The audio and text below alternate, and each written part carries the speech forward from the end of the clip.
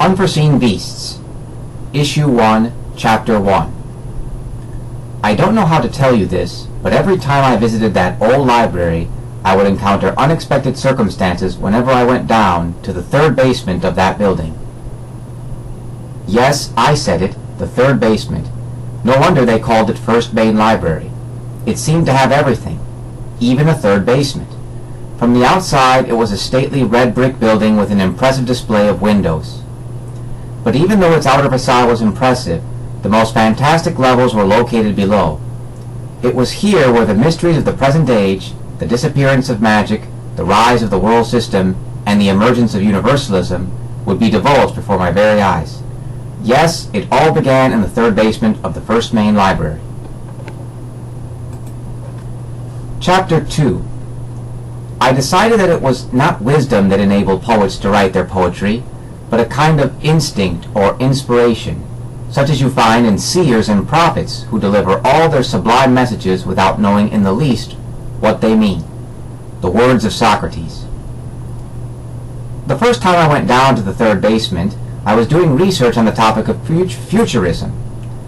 Things were going as normal when I came across a journal that seemed too anachronistic, frivolous, and colorful to be historically authentic.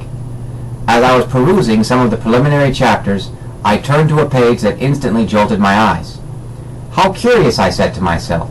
It's an illustrated poem. Indeed, it was a curiously illustrated poem that resembled a limerick. Here is the poem and illustration in full. Science Maximum. Bad idea? Not at all.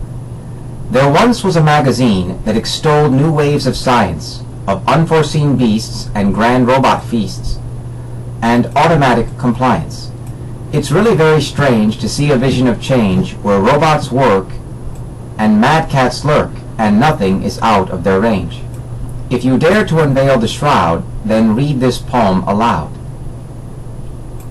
I silently read the poem and found it comical. Still, I found that it was not germane to the topic of futurism. Furthermore, the poem and the illustration struck an odd chord in my sensibilities. The image was a warped, chaotic, and unpolished one. Science Maximum? Designer beasts? How absurd, I said to myself disjointedly. I spent several more minutes studying the inane image. Two retro-style robots carrying cheeseburgers and fries, and in the center of the scene stood an unseemly cat-like creature with its left paw raised. Its ears reminded me of a bat's wings, something appropriate for a Halloween postcard. Moreover, the beast seemed to be pulsating with a supernatural red glow. Or was it just my imagination? It had to be my imagination, I figured, for how could it be otherwise? Anyhow, I reread the last two lines of the poem silently to myself. If you dare to unveil the shroud, then read this poem aloud. The words seemed downright silly, right up there with Bloody Mary. Nevertheless, I was bored at that moment and felt that reading the poem would be kind of a diversion. Why am I doing this? I whispered to myself, even as I was doing it. After reading the poem again, this time aloud, I couldn't help but notice some flaws in its execution. Not a bad poem, but I could have written a better one, I murmured to myself. How so? An unexpected voice answered from behind me. I turned around swiftly to see none other than that awful feline. Chapter 3. Fantasy, abandoned by reason, produces impossible monsters. United with it, she is the mother of the arts and the origin of marvels. Words of Francisco de Goya. And there I was standing before it, the same creature from the Science Maximum poem. It was in ghost form, as was evidenced by its complete loss of color. What do you want with me? I said in a voice which was now jittering from shock and swallowing every other word. I couldn't believe it. I was in the presence of an undead creature. Was it going to eat my brains? The ghost cat began to speak.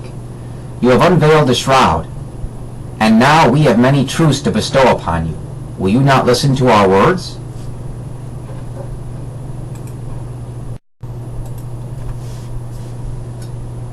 The cat beast was solemn and seemed cautiously waiting for my reply. I didn't know what the shroud was, but I assumed that reading the poem had unleashed something beyond my understanding. The cat was growing impatient now. "Will you listen to us or not? Give us your reply," the feline hastened to hear my decision. I didn't know what I was dealing with, so I thought it'd be best to entertain his wishes. I mean, did I really have a choice? "Okay, what do you want me to know?" I responded as congenially as possible. "Excellent. Let us begin." The beast purred a little after each individual word. Chapter 4. When the legends die, the dreams end, and there is no more greatness if this happens. Words of Tecumseh. No time was wasted with small talk. The ghost cat simply began its discourse, and I pulled up a chair to listen intently. As it turned out, he had a name, or rather, there was something by which I could call him, but his personal introduction baffled me. "I am called Old Kitten by everyone who dwells here, so do not ask me for my real name. I sense right now that you desire to know what the ancients called me. Well, forget about it. Just know that there is a forbidden meaning behind my true name. I assume that you are well aware with the concept of taboo, right?" Yes, I spontaneously responded. I knew what a taboo was, but I had no desire to know the beast's true name. And yet I could see in Old Kitten's eyes that he was bubbling to tell me his own story. He turned around and led me to a different section of the third basement. Then, stopping in an inconspicuous spot, he slowly raised his head.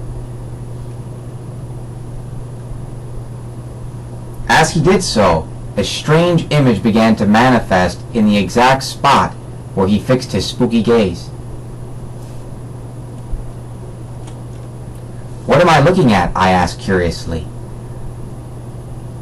"Human, this is the fortress I once called home." The cat ghost was purring wistfully now. "I used to stand guard on the central tower of the Great Red Cliff overlooking our borderlands." The feline then gave 3 prolonged sighs before continuing. "Oh, human, do you know why I had to leave my home? And do you know why I'm now trapped here in this stagnant library, this microcosm of factually erroneous information?" "Why?" I asked earnestly. Old Kitten took a deep breath and looked me straight in the eye. He then gave this reply. "Okay, here's what happened in a nutshell. The magical energy levels of the Earth became depleted when too many advanced geometric structures, like obelisks and pyramids, had been built. These powerful structures siphoned enormous amounts of manifestation energy, also known as magical energy, directly from the biosphere.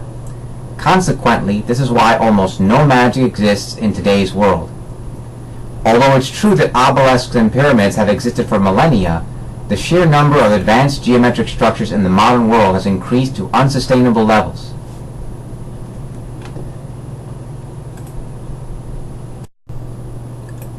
Furthermore, consider that the largest magical obelisk in the world, the Washington Monument, is not even 200 years old.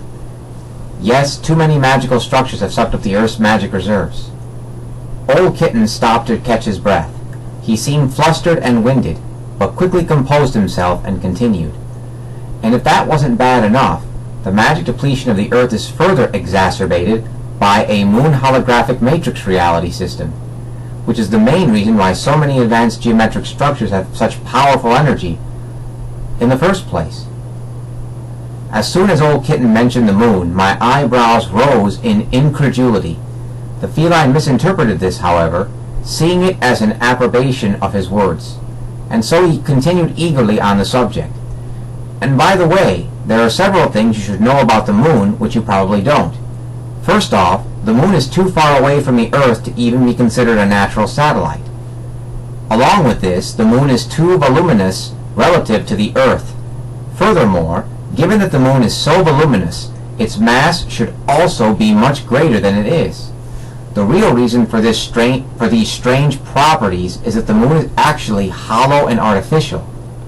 If you don't believe me, then do a search on the internet and look up hollow moon theory. Educate yourself in this way.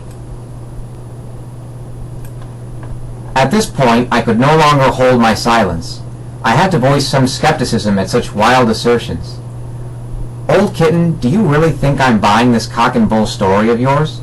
Besides, what individuals would have both the resources and the wile to hide all of these facts? Well, the secret societies and secret cults of the world, Old Kitten replied as if on autopilot.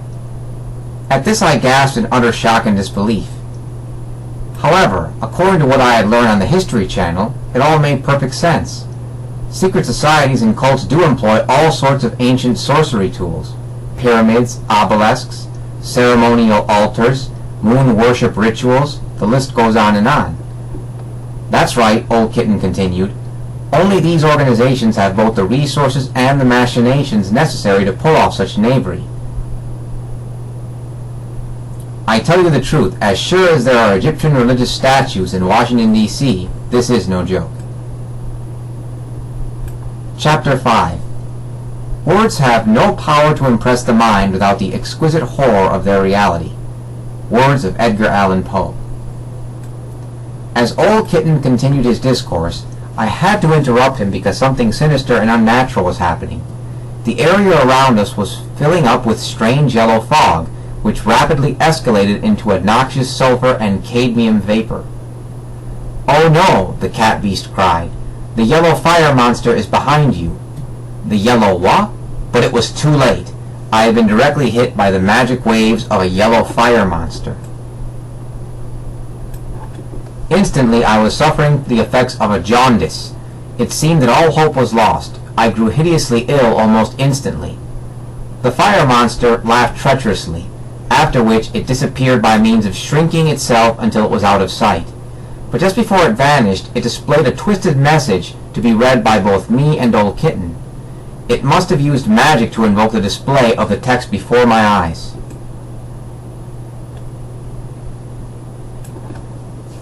And that really added insult to injury, but there was no time to waste cursing the putrid caustic monstrosity.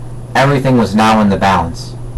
"We must act quickly to fight magic with magic," Old Kitten shouted, almost screaming. And then, out of nowhere, a strange bird with golden yellow eyes walked out from the bookshelves and stood before me.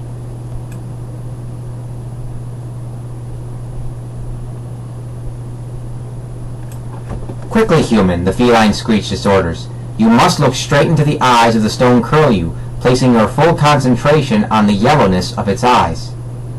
I don't know why, but at that instant I was paralyzed with indecision.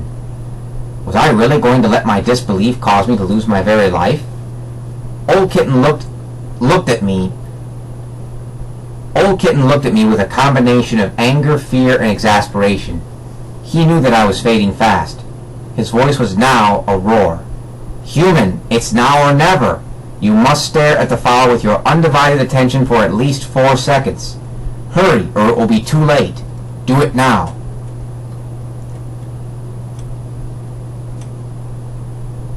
As Old Kitten instructed, I did as Old Kitten instructed.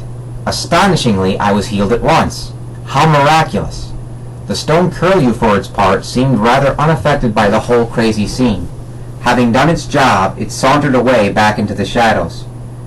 "What just happened now?" I asked in utter confusion. Old Kitten responded only after giving a few short benedictions in the direction of the bird. He then offered me the following explanation.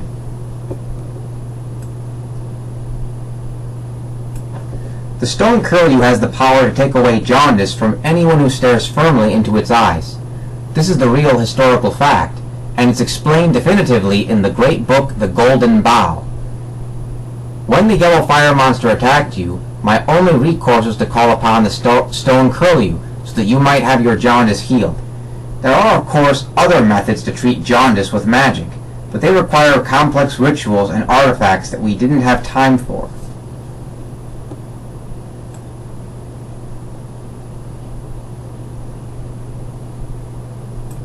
Chapter 6.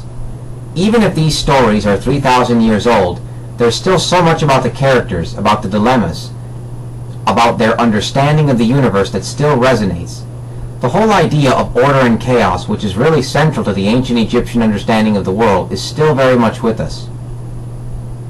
Words of Rick Riordan.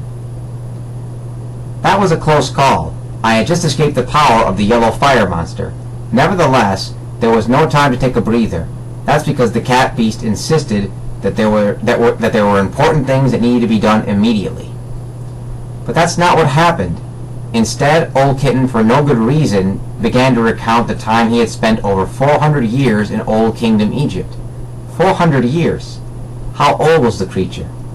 And yet I didn't ask. Anyhow, I passed several hours listening to the feline spin yarn after yarn about the glories and disgraces of the Old Kingdom. Wars of conquest, royal intrigues, changing kingships, unnecessary alliances, religious controversies, and so on.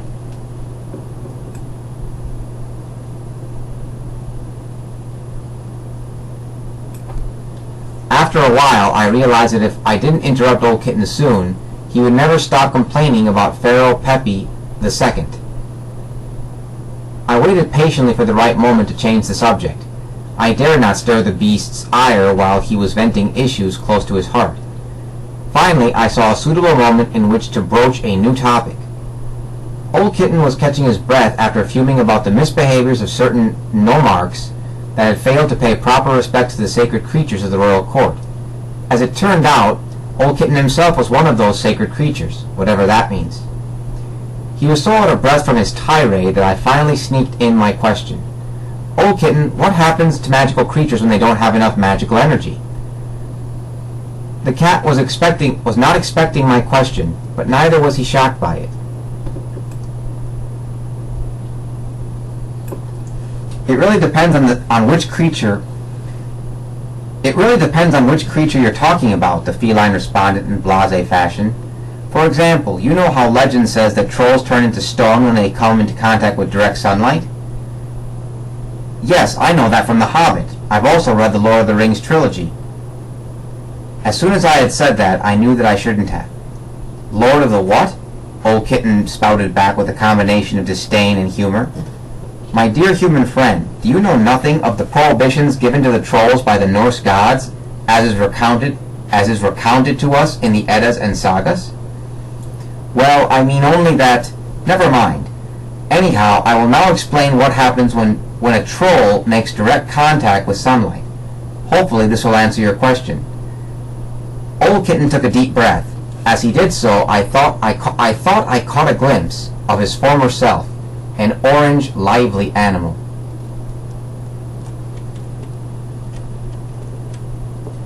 Did he really just manifest his older self? If he did so, it must have been only for a split second. No, that couldn't have happened, I thought. It must have been just my imagination.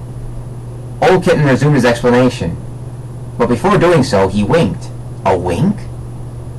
And then he gave his explanation about sunlight and trolls in the following manner. When a troll turns into stone, it has nothing to do with the sunlight per se. What happens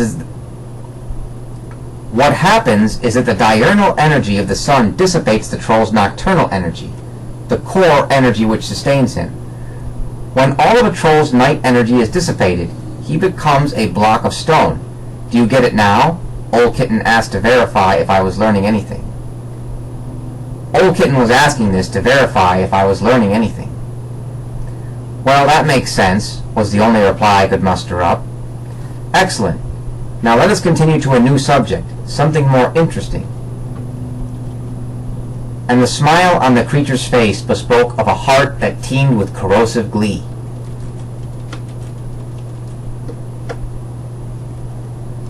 The feline then lowered and rammed his head. Chapter 7.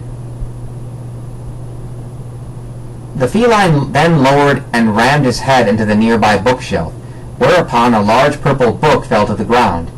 Considering the force of the beast's head against the shelf, it was a wonder that only a single tome fell to the floor and nothing else.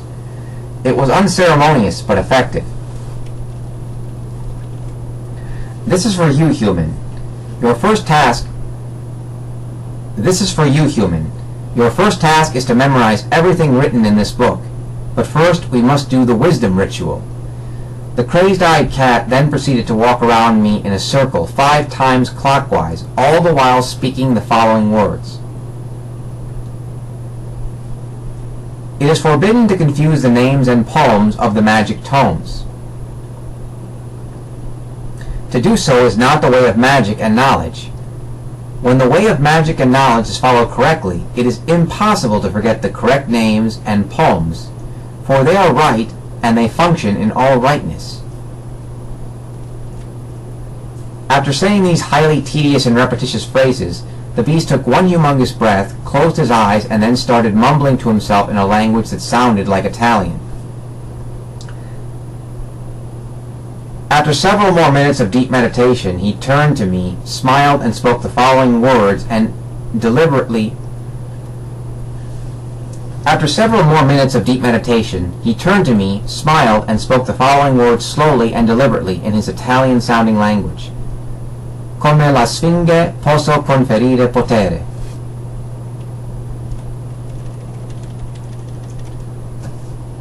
Come la sfinge posso conferire potere. As soon as the feline had finished saying these words, the impossible happened. Old Kitten transfigured into a bizarre lion-like statue for exactly 7 seconds.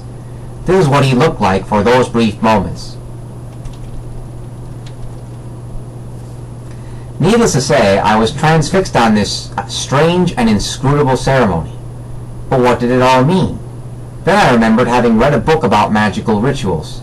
It dawned on me. Could this be a sympathetic magic ritual for initiating my education into the world of fantastical beasts and their lore?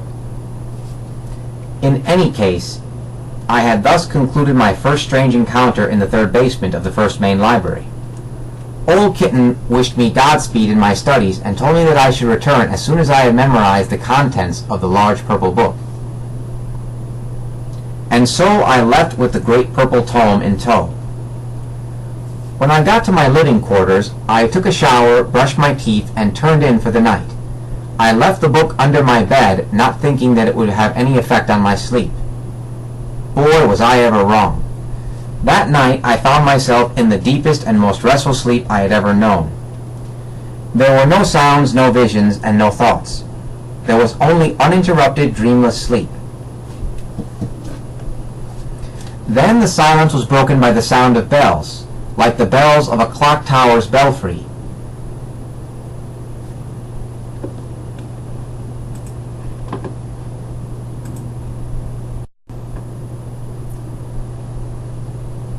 What time is it in my dream? I wondered.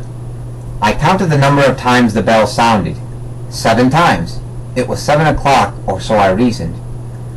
And for a while my thoughts were focused on things associated with the number 7. The 7 seas, the 7 wonders of the ancient world, the 7 deadly sins, the house of 7 gables, things like that. Sometime after the tolling had stopped, my vision was quickened, and I saw something foreign and mind-gnawing.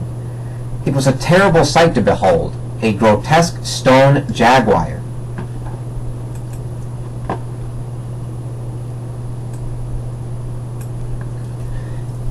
And then somehow, inexplicably, the true identity of the statue was made known to me.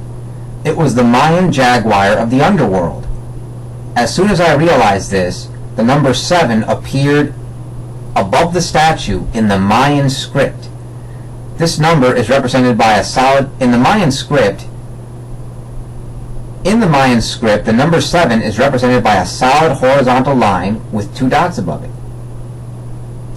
Of course, I said to myself, the number of the jaguar god of the underworld is none other than 7. But wait, how did I know that? I was confused to say the least. How was I recalling facts that I had never learned? This truly baffled me. And then something really hard to describe happened. A preternatural-sounding frequency emerged from within the statue. It sounded like a cross between the solfeggio tone 639 and the solfeggio tone 741.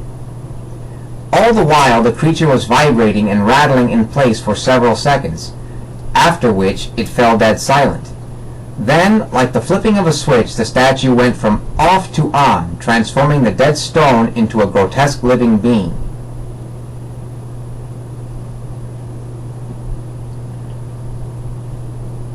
A monster full of alertness, vivacity, and ferocity. "You fool," said the formidable Mesoamerican deity. "Old Kitten was wrong to have entrusted you with one of the great creature books. You carelessly left the book open under your bed." The monster was now so hot that it gave off magenta-colored fumes, but it continued to talk slowly and deliberately. "Do you have any idea of the perils that would have befallen you had you left this book open to a page featuring a more capricious being? Or even worse, what if a creature from your own subconscious, like a Rorschach test creature, had escaped?" The creature paused for a short moment, as if to measure the state of the situation. It then collapsed and vanished into thin air. Everything else followed suit, collapsing first and then totally vanishing from the scene. I bolted directly out of my dream state. My eyes were bloodshot, my heart was racing, and my face was sweating profusely. I quickly looked under my bed and retrieved the purple book. Lo and behold, it was turned to the page of the jaguar god of the underworld. And here is what it looked like. What a crazy mistake, I thought to myself. Indeed, the jaguar god must have been right. What if I would have left the page open to where a viler form of monster could have emerged, like a moss scorpion, or a mutant fish, or even a mosaic dragon? In any case, I vowed never to do something stupid like that ever again. It was still night, but before I went back to sleep, I spent about 5 minutes looking through some of the more eye-catching images and passages of the... It was still night, but before I went back to sleep, I spent about 5 minutes looking through some of the more eye-catching images and passages of the large purple book. It was bewildering, to say the least, made up mostly of cryptic poetic passages or forms of invocation. I was curious. However, it was written in English, which at least made things seem manageable. The next day was Saturday, Chapter 8. The next day was Saturday, so I thought it would be a good idea to start reading the first half of the book in depth. But what? Chapter 8. The next day was Saturday, so I thought it would be a good idea to start reading the first half of the book in depth. But what? The book was no longer written in English, but instead was in a fantastic-looking foreign language. But how was this possible? Just several hours before, I was leafing through the same chapters in English. Something definitely fishy was going on.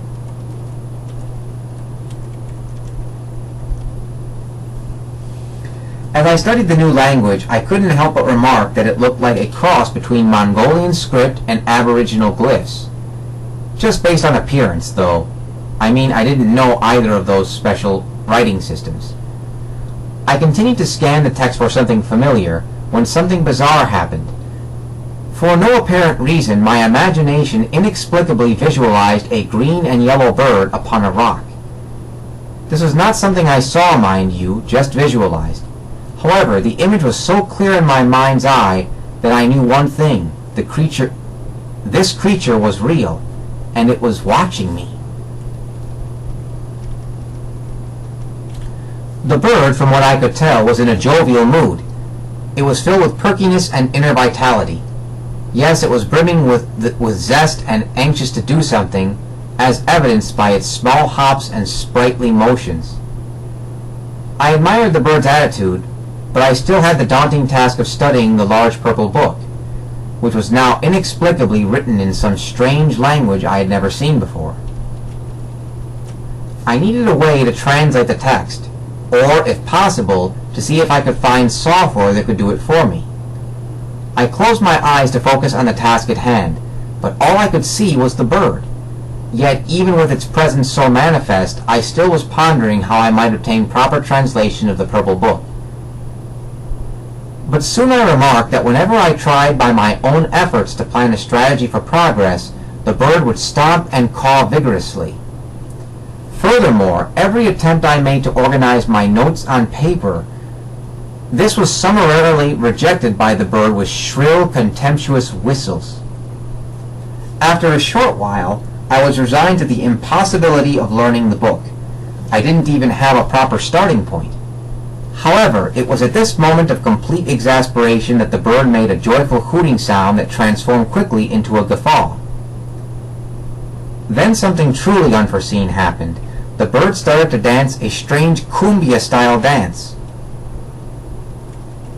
It gyrated backward, then forward. It paced laterally in short rhythmic bursts, after which it repeated the same motions again in exact sequence. How absurd, I thought out loud. This is a waste of time. How am I going to read the purple book if... And then, lo and behold, I saw that the book was once again written in English.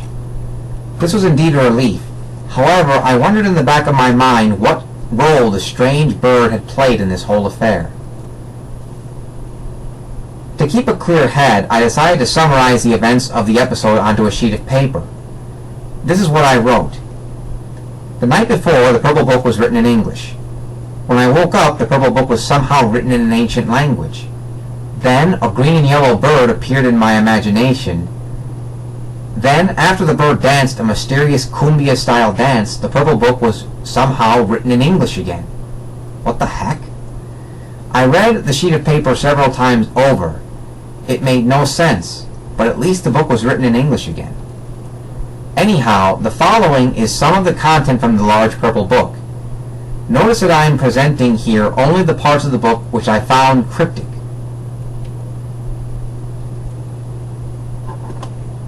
Contents of the strange purple book. Cerulean macaw spectre.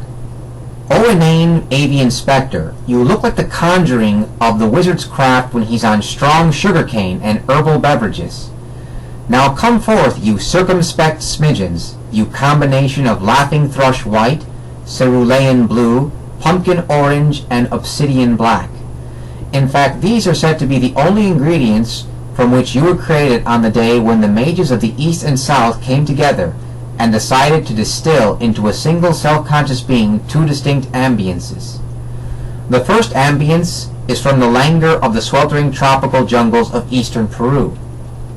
The second is the psyche of the insidious dryness, which is the stupor-inducing Gran Chaco. The fire of three distinct hues. O strange flame of time immemorial, existing in three distinct hues. Yellow is for hyperactivity, orange is for loquaciousness, red is for determination. When these three hues are joined together, that is what constitutes the fulgent oneness, a fire which never tires in full, but always has one aspect of its grandeur, thriving at all moments to keep things stoked, to keep the show going. The ninth morass monster. O terrible creature that dwells in the murky swamplands from Louisiana to the Pantanal. It makes no difference in what area as long as it's a swamp. You are the ninth morass monster. 9 is associated with Norse mythology. Therefore, you must be impressive in some fantastically austere sense. The Norse lands were home to many beasts and villains, like Fenrir and Jormungand. Many songs and sweet hymns you have interrupted most discourteously. Many nights of calm on the fisheries you have left in unbridled fear. You have forced many empires of pride to run amok from the distress you cause with your jocund inner dialogues and their consequences. You leave many others to feel the ignoble effects of inactivity because they can no longer be self-sure in times when the weather is nice, when mundane joys normally arise. These joys happen via eating, singing, and a happy sluggishness. These are the basic desiderates of people who adore the drawn country air and the sevenfold raiment of occasional pleasant rain on the sunny days amid many hot, happy, humid afternoons.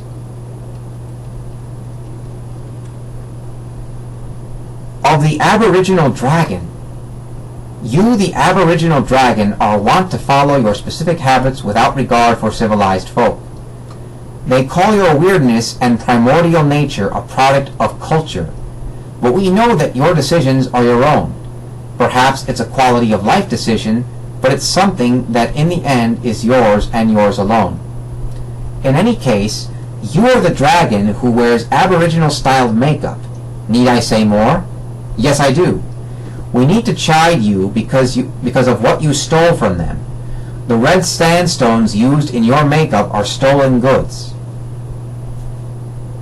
You took full advantage, helping yourself to them in full. You pillaged them from the plains of the pallid people. These misdeeds have dazzled the foolish, but you have made the great counts and countesses take note of your wayward ways and thieving. In the end, they will call you into account. The Rooted Spattering Spook. The Rooted Spattering Spook is not an insubstantial fellow, although he looks like he's made of a strange mixture of tar and froth. To call him forth in all amicableness, simply note that he is a friend to all who are not judgmental.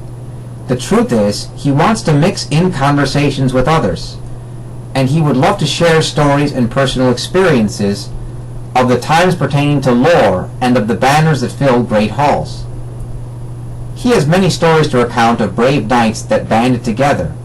If you desire an audience with the Rooted Spattering Spook, then say, Rooted Spattering Spook. You are like us, or you are like one of us.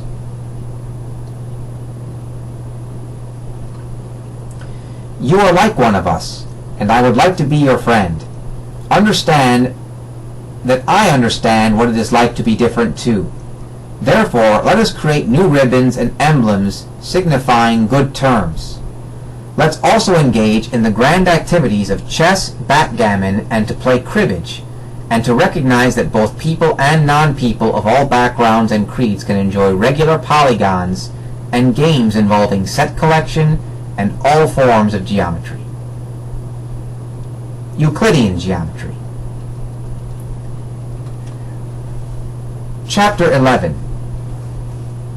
Vermilion Cave Spectre. From the sunrise, Vermilion Cave Spectre. From the sunset of primordial time, this red ghost man became a permanent fixture in the fourth-dimensional realms.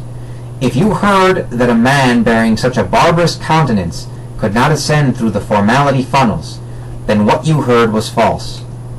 This man was from that former time, and he still persists today. He rode upon dinosaurs like the Dicynodont. Yes, lumbering dinosaurs and folk once lived together in those ages remote, and now by means of strong herbal mixtures of artemisia and clove, men like the Vermilion Man drove past Death's Road and reached the gateway to become specters that maintained their life energy, even as the eons churn and the earth evolves.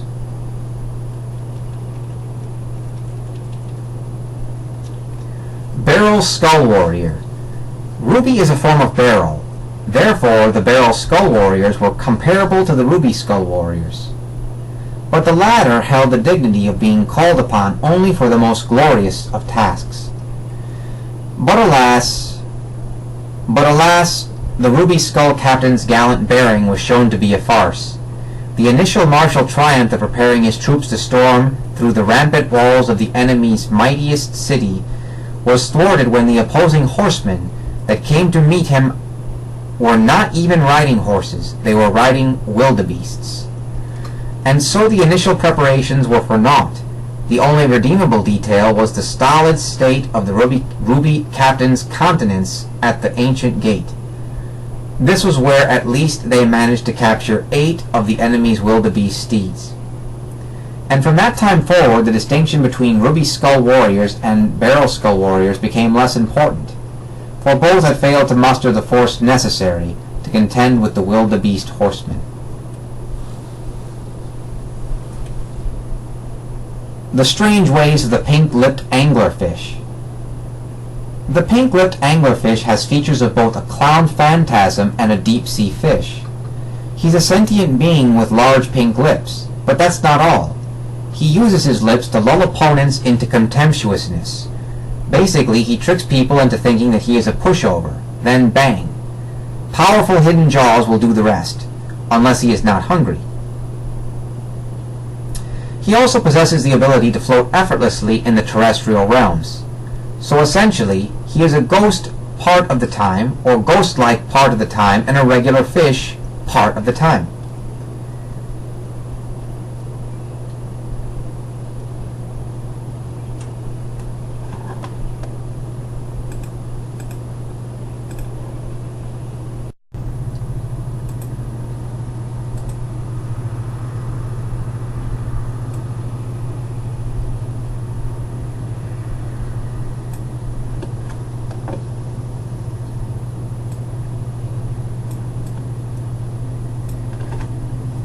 The blue lake bearded grouse is no louse when it comes to its ken of American lore. He is respectable, and has a score of facts and formulas on Native American tribes. Call him wise in over 300 situations where geomancy is employed. He also has the ability to enunciate clearly and can translate and interpret in 41 different languages. His magical numbers are 410, 582, and 528. It is also rumored that he can manifest into the fourth and fifth dimensions, but that he only does so in the most urgent of circumstances.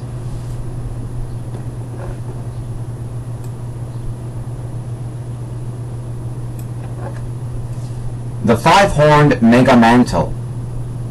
Long ago, a megamantle was searching for the implacable enemies that inhabited the mechanical domains of the far-off asteroid fields. Places filled with precious stores of iron, nickel, copper, zinc, and tons more of different ores galore.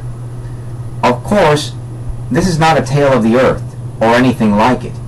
You see, we live in a third-dimensional reality, but there do exist places in space where the dimensions of space, such as the third and the fourth, blend. Hence, the domains can harbor megamantles.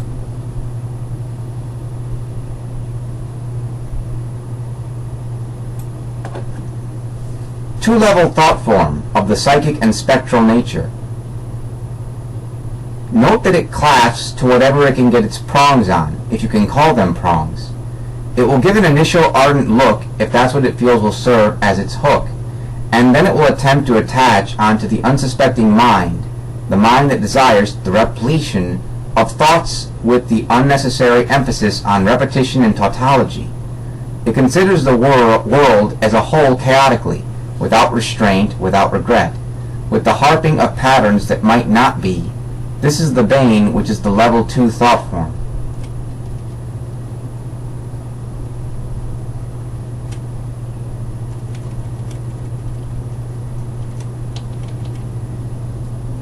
The zombified pug.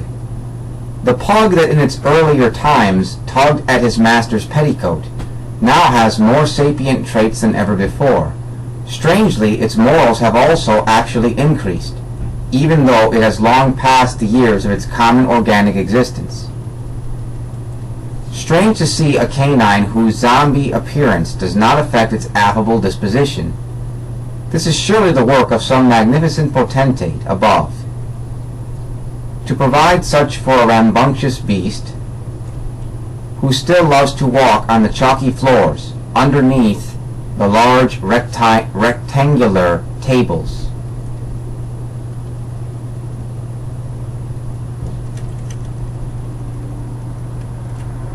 Stone Amargasaurus. This dinosaur delights in imparting wisdom to those who seek it. Otherwise, he would have ascended into higher realms long ago. He holds in the highest regard the act of musing on the wholesome beauty of the primordial seas, a place he holds fondly in his innermost heart. This mystic ocean exists. This mystic ocean exists.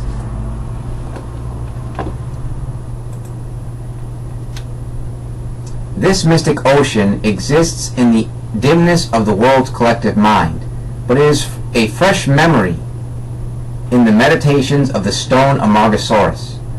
He remembers the scudding drifts of its rainy estuaries, a wondrous place that nurtured the earliest beasts of the lower echelons.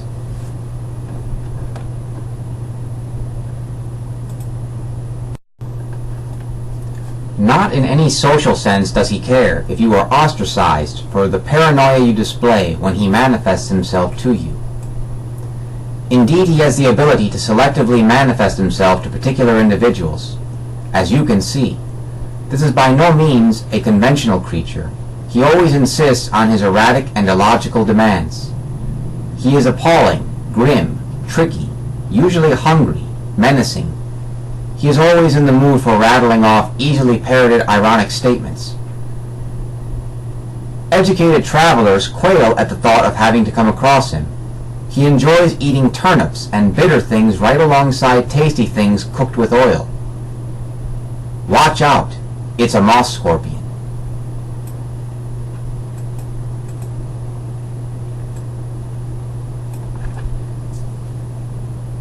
Johann Lothar Gerber. Who is this strange creature who prefers to speak of peaceful and nifty things, like the insights he gained while reading a book about algebra amidst the grass and fallen leaves of a lazy autumn weekend's day?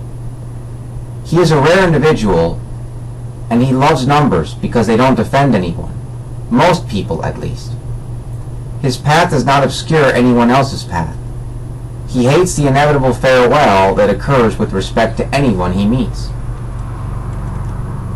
His name is Johann Lothar Gerber.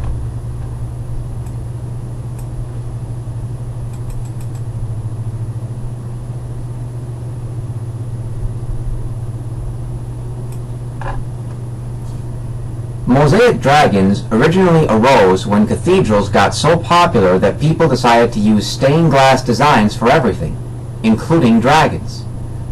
Over time, the spirits of ancient dinosaurs, dragons, and giant crocodiles found out that they could manifest themselves by using the stained glass designs as a two-dimensional gateway into the astral plane. Therefore, whenever you see a mosaic dragon, know that it is, in fact, the spirit of an ancient creature from the days of the dinosaurs. Also, try to remember that its stained glass appearance is merely the consequence of using stained glass 2D technology in its manifestations.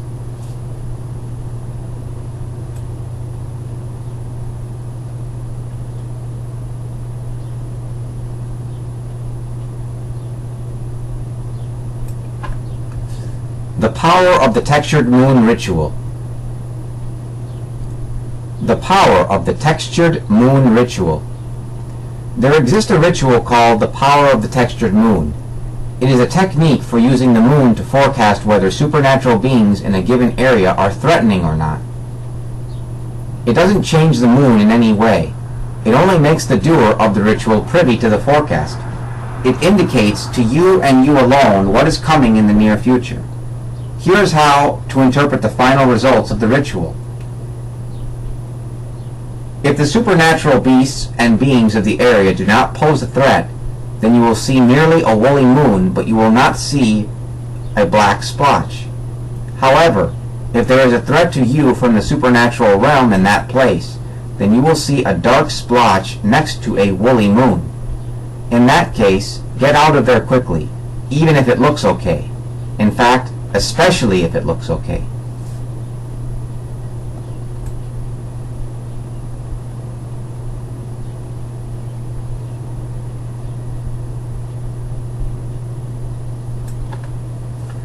The sign which forbids the ogre from returning. Give me a little bit to eat and I will let you live. This is what the ogre will shout to you from about 25 meters away. Keep in mind that all the while it is approaching you with deliberate steps. So what do? Simple. Get out of there now. And when the ogre is gone and you return to the same spot, be sure to stamp or carve the following sign near a large tree or stone. In this way, the ogre will be impeded from coming back to that exact same spot.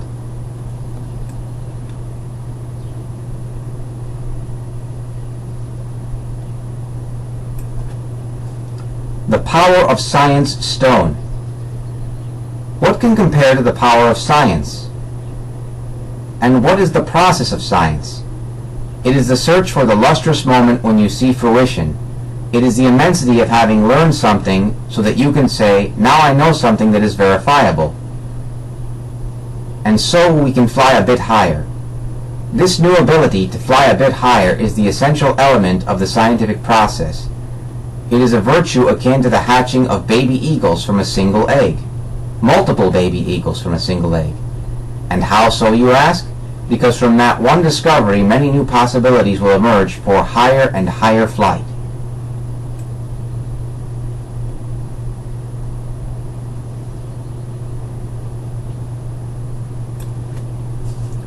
Marble eyes.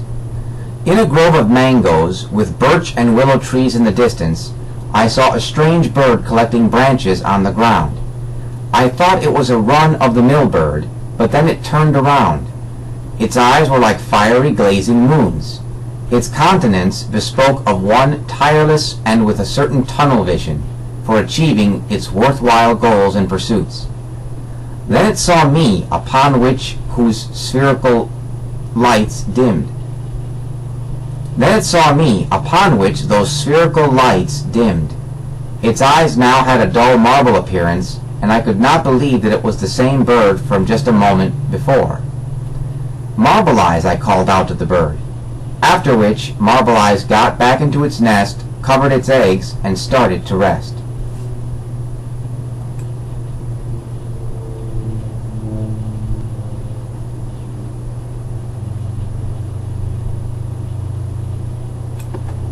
Caterpillar Judge. He gives the signal, and those who have done wrong are in trouble. Why? Because they have done wrong in the eyes of the great Caterpillar Judge. He is robed in gold and sunset-like aura. He is robed in a gold and sunset-like aura. He will hear you out, so you better make your case compelling and succinct, and definitive in its showing. You must show plausibility and straightforwardness.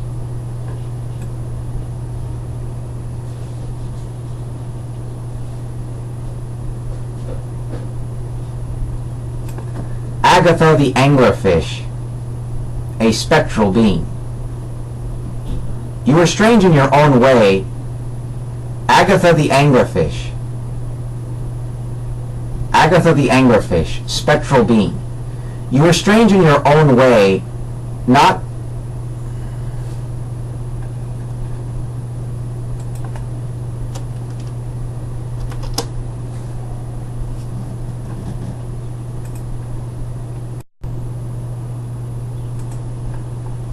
Agatha the anglerfish.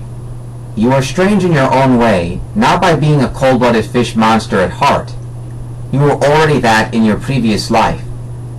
Now you are pensive, and desire to save your energy for pensiveness, as you float through the plains of the second heaven.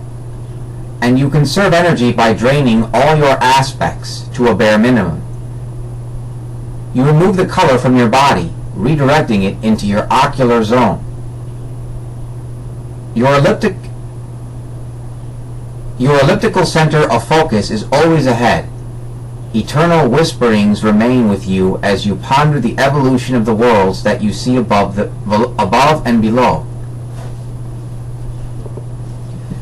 Your elliptical center of focus is always ahead. Eternal whisperings remain with you as you ponder the evolution of the worlds that you see above and below. You also remember how you became a perpetual ghost fish. It's because you also remember how you became a perpetual ghost fish. It's because you feasted upon some food in the sea that happened to have been discarded by sea nymphs long ago. Then you brooded among the sea nymphs, and now you brood among the other beings you find, floating in whatever realms you chance upon.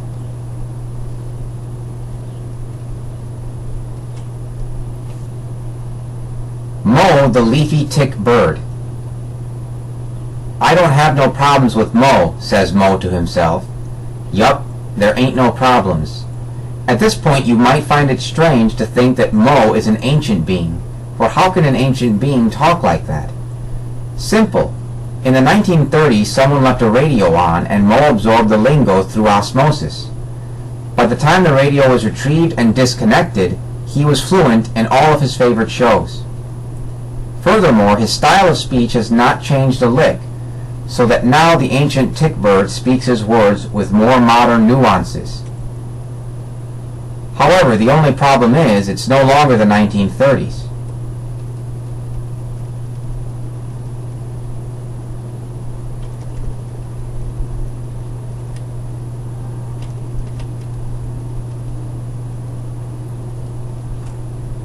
Bright-eyed hooligan lizard. The bright-eyed hooligan lizard has transformative powers with respect to his appearance. Generally speaking, however, he is an overly proud conformist who gloats excessively over the weight of his own imagined laurels. Why? Because he is a master of graffiti contests and skills of that nature. And I have to admit, he truly is a master of that art. He answers to the name Euripides, so he must consider himself an artist, in the highest degree, an artist par excellence and all of that stuff. Somehow, I have to attribute his demeanor to his cultural upbringing.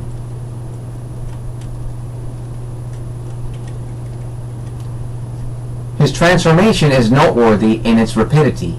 It only takes about 15 seconds to happen.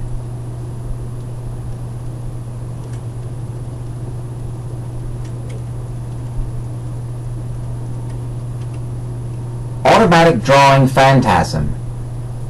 Suppose that the following happens to you. Your mind starts to draw things as soon as you visualize a pencil and a sheet of paper. So the only logical thing to do is to put a real pen and pencil in your hand and just see what happens.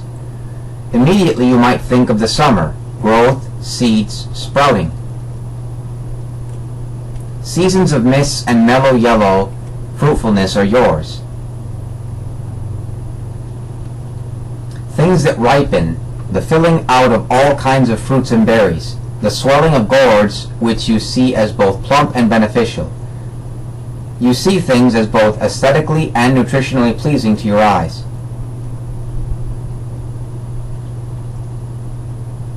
And still more, you think of flowers, bees, and colors that meld in patterns.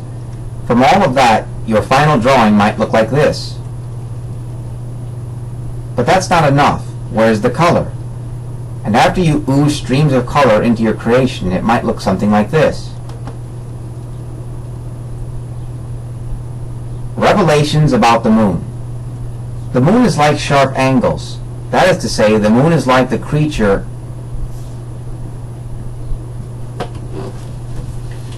The moon is like sharp angles. That is to say, the moon is like the creator of an ambience that is in actuality more cut and dry than previously thought. Some proclaim the ambiguity of the night's moon. Some say it's a moon for romance. Others say it's a moon for astronomers. Still others say that it's a moon for sailors and the readers of the tides. But we all know the truth. Werewolves are of the moon, as well as fairies. The moon is about full-grown livestock sheep bleating loudly because some strange beast is near, and this strange beast is likened to the moon. The moon is probably not really a part of this world, but somehow it's here now, and we are troubled by things that are truly of the moon and like unto the moon.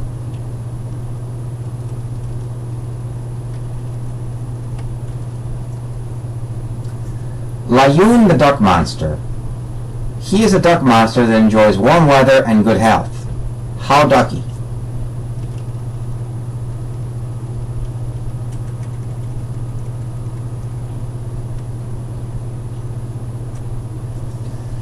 Cards of symbolic power, which possess variability in manifestation. Symbolic cards can vary in their uses. Some invoke the spirits of early wakefulness. Others are used as proxies for real objects and animals. An example would be the rooster card. Of course, it cannot crow at the break of day, like a real rooster does. However, it may be used to invoke the memory of said action at the appropriate time.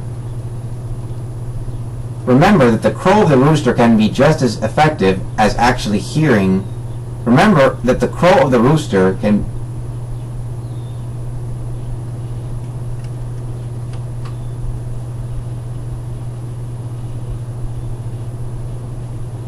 Remember that the crow of the rooster in the mind can be just as effective as actually hearing the bird at the timely hour.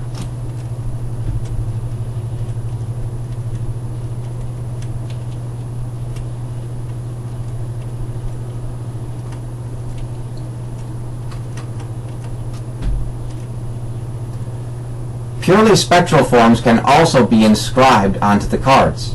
For example, we can note that the run-of-the-mill ghost card exists.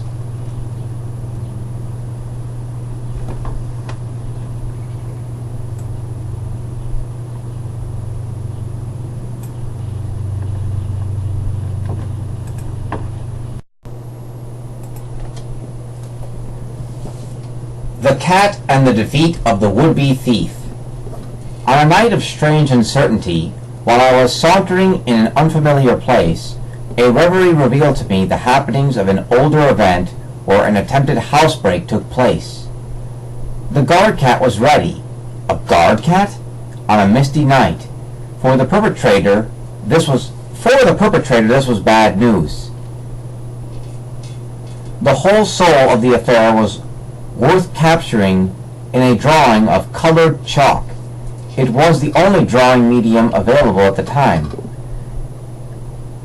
I see how it went down now in detail. The eyelids jumped open and the brain received signals for cotton candy fright, as a courageous and spooky feline protects his own. But what does it mean to see and remember this? This final scene unfolding between a cat and a would-be thief. An action that took place on a distant Halloween.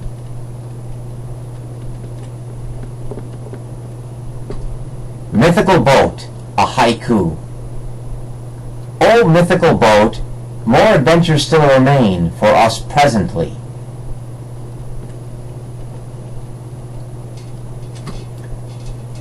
The spherical beach monster. The power of the spherical beach monster is the ability to give the impression that it's not to be feared. That is to say, it has the power to conceal itself.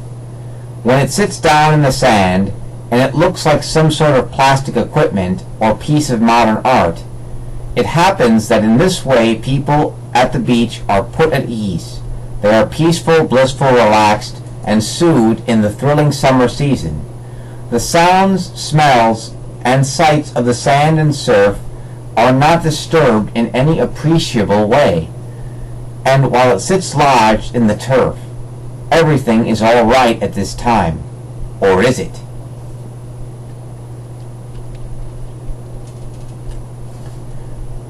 The Envy Orb Dragon. You are a dragon that possesses an orb filled with envy. You use this magical power of the sphere to make people covet things that others have in their lives. You do this because you are filled with envy yourself. Aha! It is because you have the feet of a rooster, isn't it? Therefore, you need an emotional booster.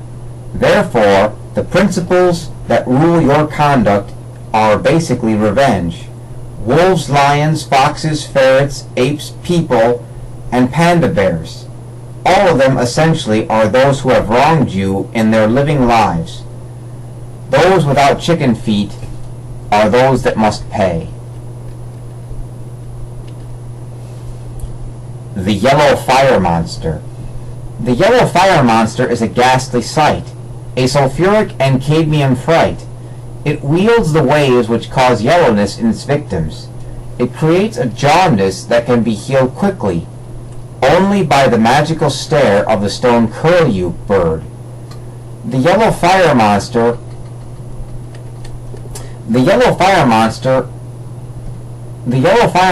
is repulsive and not lovable. Its eyes look like black flames. It is the cadmium fiend of old. Masked Cat. Masked Cat, you have no need for makeup. Mother Nature has dressed you up herself.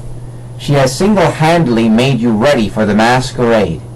In addition to your mascara look, you have a natural scarf of white fur as an extra bonus. So altogether you have two natural pieces of perfect ostentation. But why are you still unhappy?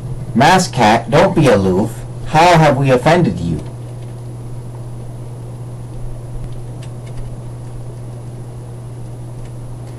Black-footed macaw spectre. Some birds are known for their feathers or beak, but you are the flyer with soot-colored feet.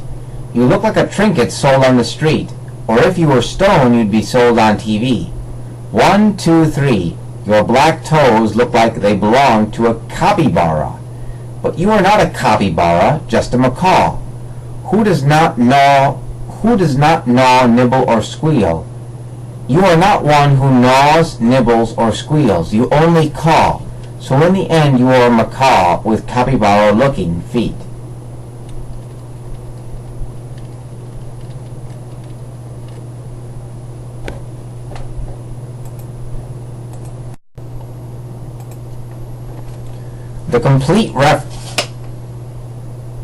The following is the complete references and notes for the book. Reference note number 1. The first main library bears a resemblance to the main library located at the University of Illinois in Champaign, Illinois. The main library was built in the year 1924. In this year, the first main library In this way, we can see that the first main library is older, having been built in 1923. Footnote number 2, Futurism. Futurism was an artistic and social movement that originated in Italy in the 20th century. It also spread to other countries such as England and Russia. Futurism emphasized the themes of speed, technology, youth, and violence through the objects of the car, the airplane, and the industrial city. Futurist paintings often stress the importance of dynamic principles in representations of art. The picture below shows a Russian futurist painting by Natalia Goncharova. Footnote number 3, Occultic Tools. Some people believe that certain geometric structures found in ancient architecture and symbols have the power to control the world from the shadows. For example, some people believe that the ancient Egyptian pyramids have the power to absorb or release magic from the world. Furthermore, many people believe that the obelisks and temples in places like Washington, D.C. are arranged as part of a special occultic ritual.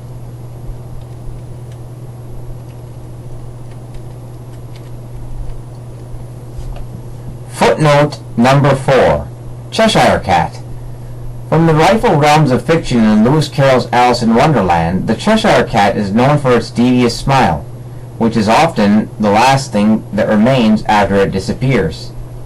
The Cheshire Cat also references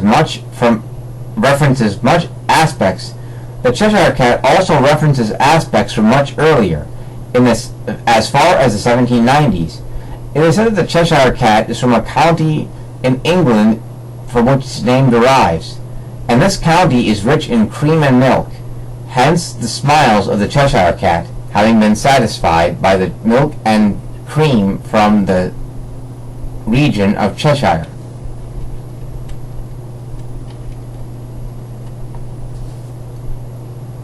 Footnote number 5, Sacred Geometry.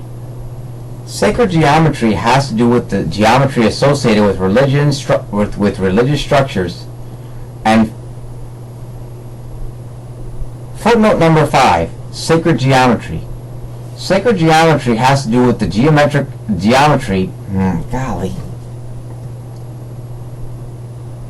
Footnote number 5, Sacred Geometry. Sacred geometry has to do with the geometry associated with religious structures and philosophical thought, like Platonic solids and all of that. Models such as Kepler's Platonic solid have incredible power if fed enough magical energy. Here is a picture demonstrating an example of a Kepler's Platonic solid model. Heterochromia. Heterochromia is a condition of discoloration usually with respect to the hair, eyes, or skin. Hetero means different from the Greek heteros, which means different. Chromia means color from the Greek chroma, which means color. Thus, heterochromia of the eyes.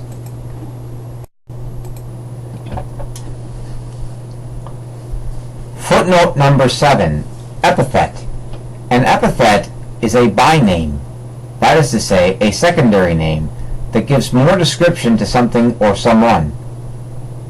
It comes from the Greek epithetos, meaning attributed, added. Epithets are common in the names of mythical beings, and it is believed that they play an important part in magical or supernatural processes among older cultures. This is particularly well explained in The Golden Bough, a book.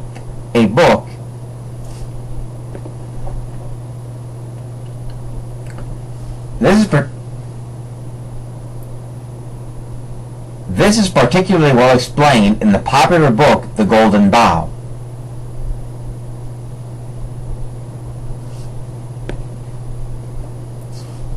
Sympathetic magical Footnote number 8. Sympathetic magic ritual. Footnote number 8. Sympathetic magic ritual. Sympathetic magic is explained extensively by the great anthropologist Sir James Frazer, who is renowned for his classic treatise on magic, The Golden Bough. To summarize, sympathetic magic assumes that there is a connection or a sympathy linking two or more things together even when they are apart. Sympathetic magic is divided into two types: homeopathic magic, that magic which is based on similarity and analogy, and contagion magic, based on contagion or contact. To be concise, homeopathic magic assumes that the things which look the same are in fact the same and connected. Contagion magic assumes that things that were once in contact with each other will maintain a connection even when they are separated. An example of homeopathic magic. Someone dressing up in a sacred fish costume to attract fish to a particular part of the lake would be an example of homeopathic magic. In this instance, the similar appearance of the fish and the costume is a key. Example of contagion magic. Having someone's hair and nails and making a voodoo doll from it would be an example of contagion magic. Here, the hair and nails have once had contact with the target, so the magic works via a contagion. In this example, the former contact between the target and the material is the key element.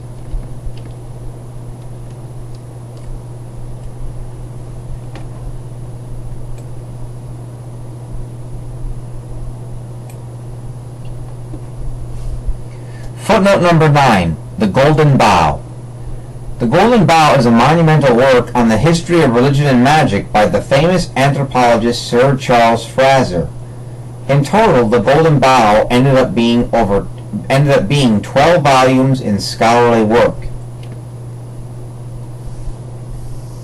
Here we can see a 1917 edition of The Golden Bough by Sir Charles Frazer.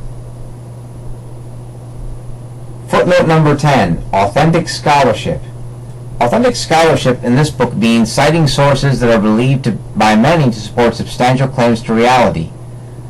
This doesn't necessarily make them legitimate as truth, per se, but documented information provides a reader with food for thought and good sources to look up. You can verify our sources using Google or other electric tools. Be amazed at how accurate the Unforeseen Beasts can be at citing sources. Disclaimer: the views of the characters in this work do not necessarily reflect views of the author. Footnote number 11. Anachronism and supernatural beings. One of the defining characteristics of ancient magical entities is their ability to insert themselves directly into visual media from different historical eras. Example: in the pictures below, Merlin wields a torch, something very anachronistic.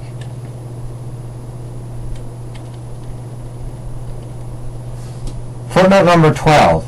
Taboo.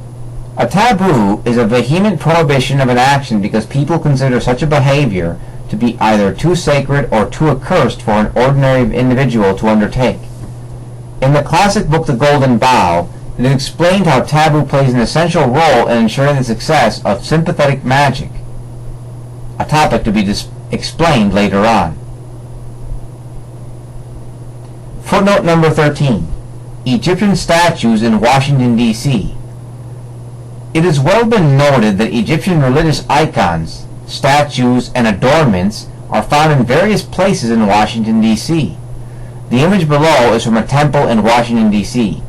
Also see the information on the Washington Monument, which turns out to be an Egyptian-style obelisk.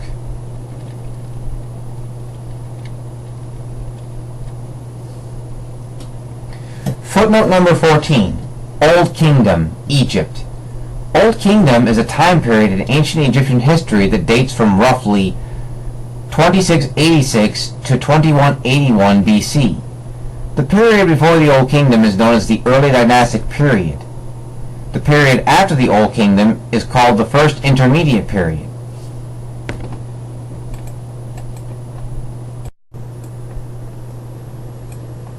Footnote number 15. Limerick. Limerick is a form of poetry that usually employs a 5-line anapestic meter with a strict rhyme scheme of the form A-A-B-B-A.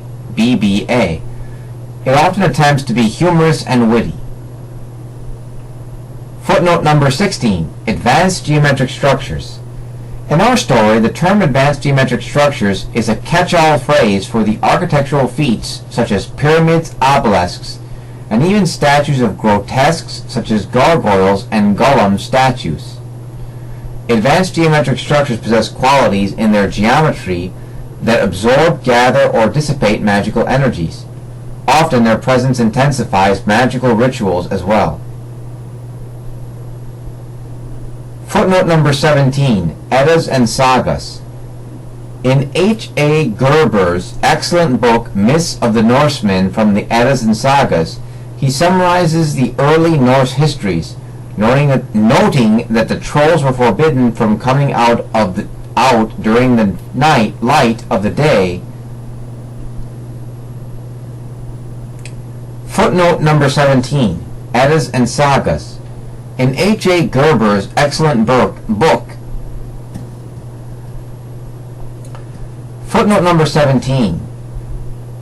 Eddas and Sagas. In H.A. Gerber's excellent book Myths of the Norsemen from the Eddas and Sagas, he summarizes the early Norse histories, noting that the trolls were forbidden from coming out during the light of day, under punishment of being turned into stone. This was imposed upon them by the Norse gods. However, many important details are often left out of the story. The following excerpt from Gerber's work elucidates the situation of the trolls.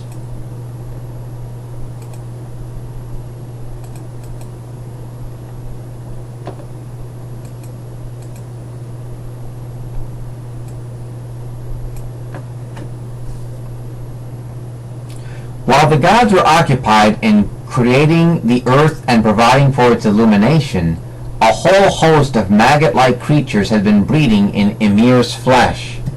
These uncouth beings now attracted divine attention.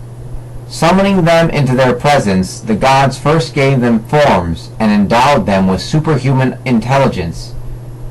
And then they divided them into 2 large classes. Those which were dark, treacherous, and cunning by nature were banished into Svart Alamheim, the home of the black dwarfs, situated underground, whence they were never allowed to come forth during the day, under penalty of being turned into stone.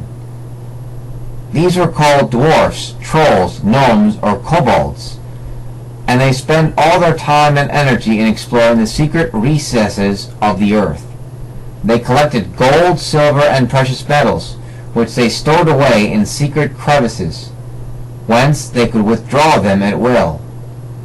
The remainder of these small creatures, including all that were fair, good, and useful, the gods called them fairies and elves, and they sent them in to dwell in the realm of Elfheim, home of the light elves, situated between heaven and earth, whence they could come downward whenever they pleased to attend the plants and flowers, and sport with the birds and butterflies, or dance in the silvery moonlight on the green.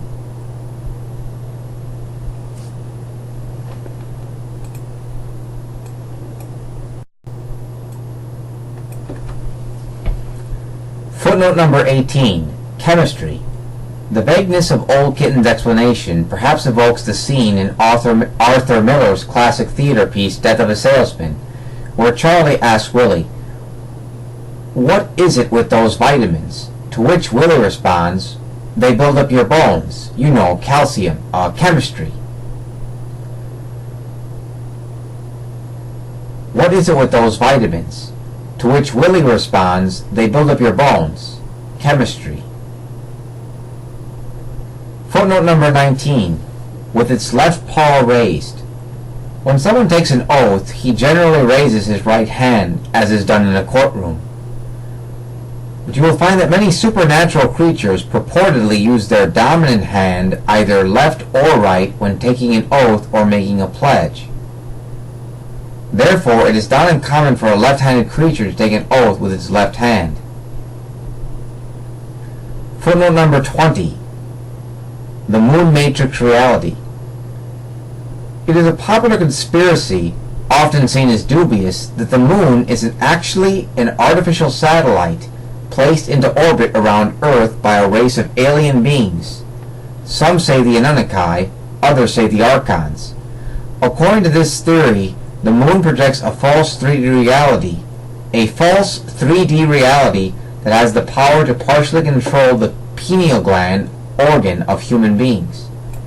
The idea of a false reality being broadcasted onto the masses was popularized in the 1988 cult movie classic They Live.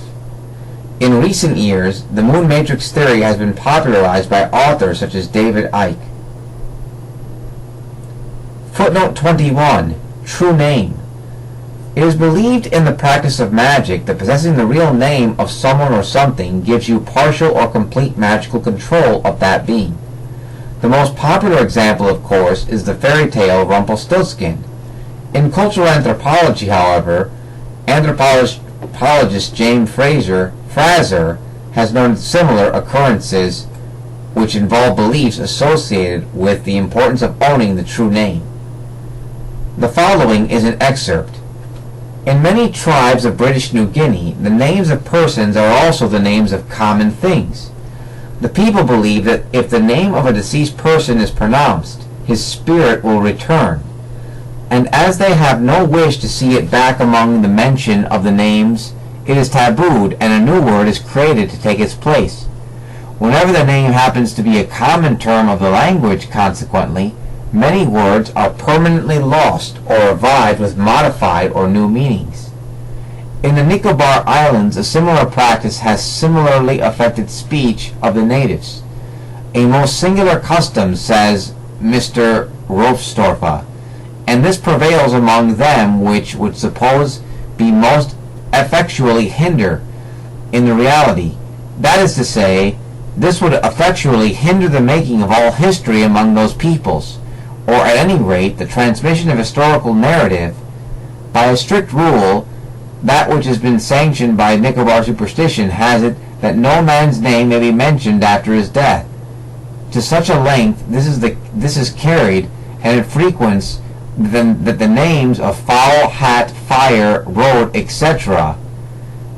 would happen that the use of these words is carefully eschewed for the future if that person has that name and they die, not only as being a designation, but even as the names of the common things they represent. The words die out of the language when this happens, and either new vocabularies or coined expressions of the thing are made to substitute, for the disused word in other such areas. This extraordinary custom not only adds an element of instability to the language, it destroys the continuity of political life and renders the record of past events precarious and vague, if not impossible. Footnote number 22, the stone curlew. It is a bird that was believed to possess magical powers in the ancient world. The following excerpt is taken directly from Sir James Fraser's The Golden Bough. The ancients held that if a person suffering from jaundice looked sharply at the stone curlew, and the bird looked steadily at him, he was cured of the disease instantly. Such is the nature, says Plutarch, and such is the temperament of this creature, that it draws out and receives the malady which issues like a stream through the eyesight.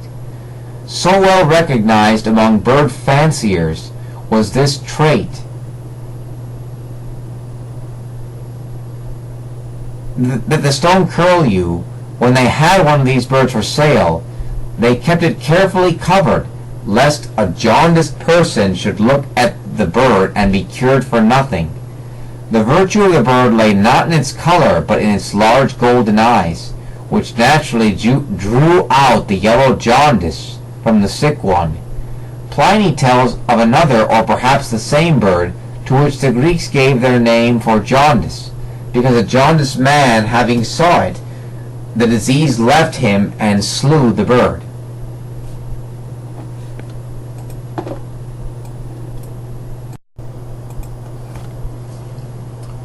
Come la sfinge posso conferire potere.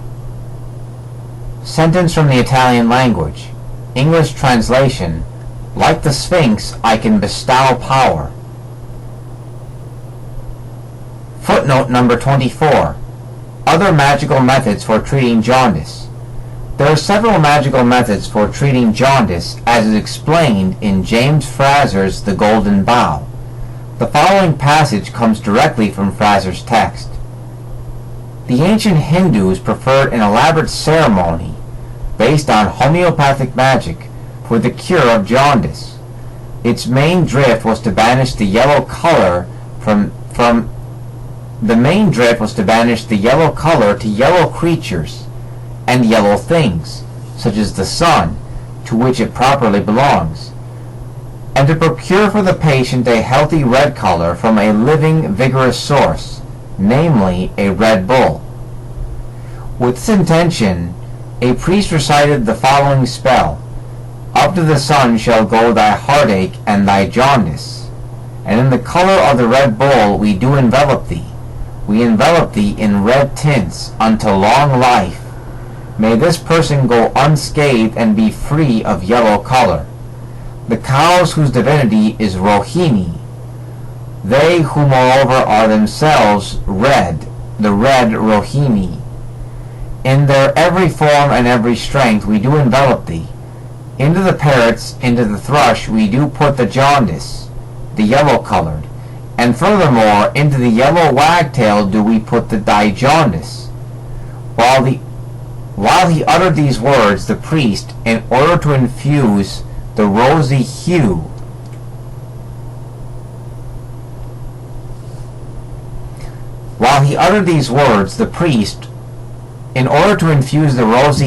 of health into the sallow patient, gave him water to sip, which was mixed with the hair of the red bull. And he poured the water over the animal's back and made the sick man drink it. He seated him onto the skin of a red bull and tied a piece of skin to him. Then, in order to improve his color by thoroughly eradicating the yellow taint, he proceeded thus. He first daubed him from head to foot in yellow porridge made of turmeric, spice, and curcuma, which is a yellow plant. And then he set him on a bed, tied 3 yellow birds to him, a wit, a parrot, and a thrush, and a yellow wagtail, by means of which string to foot and the bed.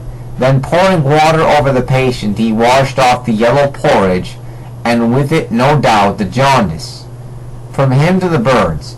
After that, by way of giving a final bloom to his complexion, he then took some hairs of the Red Bull, wrapped them in gold leaves, and glued them to the patient's skin. Footnote number 25. Jaundice. Jaundice is a yellow pigmentation of the conjunctival membranes of the sclera and other mucous membranes caused by high blood bilirubin levels. Footnote number 26. Pharaoh Pepi II Neferkare. This is the pharaoh of which it is said that he is to be blamed for the decline of the old kingdom of ancient Egypt. The reason often cited for this is that he reigned for a long time, purportedly 94 years, and outlived the proper heirs to the throne, thus creating complications for future successions of the monarchy. However, many have disputed the significance of his long reigns, and furthermore, some scholars have disputed the claims that he had such a long reign of 94 years, saying that it was not nearly that long. Footnote 27. Nomarchs. Nomarchs were semi-autonomous, semi-feudal rulers of ancient Egypt. Each nomarch ruled one of the 42 nomes, or districts, into which Egypt was divided. Footnote number 28. Index section. In this section, we will cover important historic and factual information regarded for use as quick reference. Footnote 29. Bloody Mary. Bloody Mary is a ghost that is said to appear in a mirror when her name is called 3 times. Trying to invoke the ghost of Bloody Mary is often done as a dare and usually requires that you do it in a dark room. It is a popular game among children for the purpose of scaring themselves.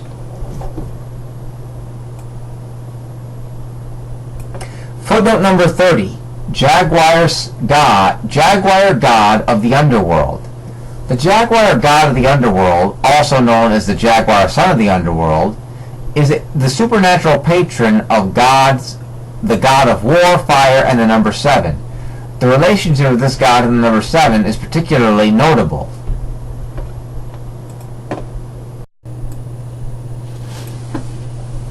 Footnote number 31. 7 Wonders of the Ancient World. These sites of the ancient world were recorded by Antipater of Sidon.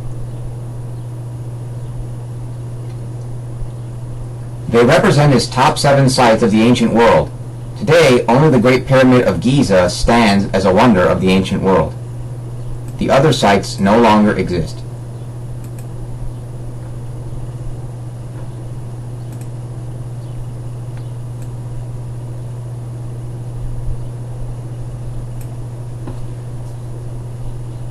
The Mayan counting script. The diagram here shows the Mayan counting script from 1 to 20. Note that the number 7 is represented by a horizontal bar with 2 dots over it.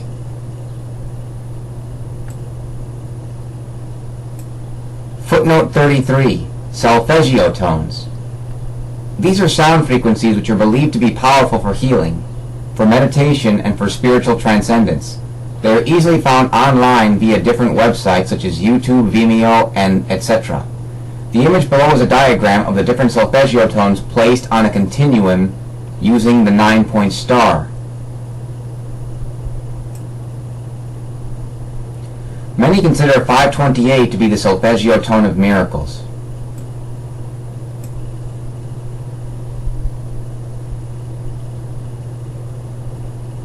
Footnote number 34. Laughing thrush. Laughing thrush is a species of thrush that possesses a sharp white color on its head and neck. Whenever a laughing thrush has white eyes with red eyeballs, then this laughing thrush is said to be semi-magical. Normal laughing thrushes possess darker colored eyes. The picture below is of a semi-magical laughing thrush.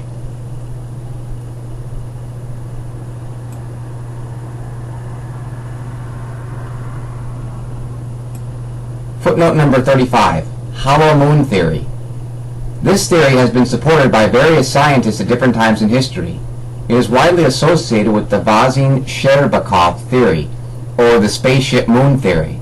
Basically, Soviet scientists asserted that the moon was an alien spaceship. For example, they gave the following evidences. On the moon there are rocks that are actually older than those of any of the rocks on Earth. If this is so, then how could the moon have been formed from a fragment of the Earth, according to the normally stated giant impact hypothesis, which is commonly believed about the formation of the moon? Furthermore, craters on the moon of vastly different sizes are considered too proportional to indicate the formation by a natural means of space debris, asteroids, comets, etc.